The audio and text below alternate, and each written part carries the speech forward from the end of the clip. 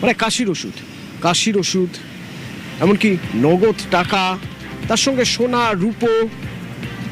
আমার সঙ্গে রাজেশ আছে। রাজেশ, এই বাড়ি কার এবং কিভাবে জানা গেল যে এখানে কাপ সিরাপ রয়েছে, সোনা রূপো রয়েছে, টাকা রয়েছে, কত টাকা উদ্ধার রয়েছে, কতটা কাপ সিরাপ মজুত করা ছিল এখানে?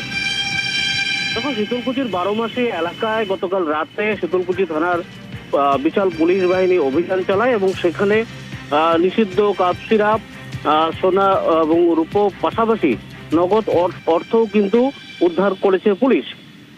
মাথাভাঙা এবং শীতলকুচি পুলিশ সূত্রে যেটা জানা গেছে, শীতলকুচি ব্লকের লালবাজার গ্রাম পঞ্চায়েতের 12 মাসিয়া এলাকায় ওই এলাকার বাসিন্দা হামিদুল মিয়ার বাড়িতে গোপন সূত্রে খবর পেয়ে কিন্তু পুলিশ অভিযান চালায় এবং নগদ 5,82,500 টাকা, 64 গ্রাম সোনা, 71 গ্রাম রূপো এবং 247 বোতল নিষিদ্ধ কাপ সিরাপ উদ্ধার করে। তবে পুলিশ অভিযানের উপস্থিতি টের পেয়ে কিন্তু বাড়ি থেকে পালিয়ে যায় বাড়ির মালিক। এর জন্য এই ঘটনা এখনো কাউকে গ্রেপ্তার করা সম্ভব হয়নি বলে পুলিশ সূত্রে জানা গেছে। তবে কিভাবে ওই বাড়িতে এই নিষিদ্ধ সিরাপ এবং এত টাকা মজুদ ছিল, গোটা বিষয়টি কিন্তু খতিয়ে দেখছে শীতলকুচি থানার পুলিশ।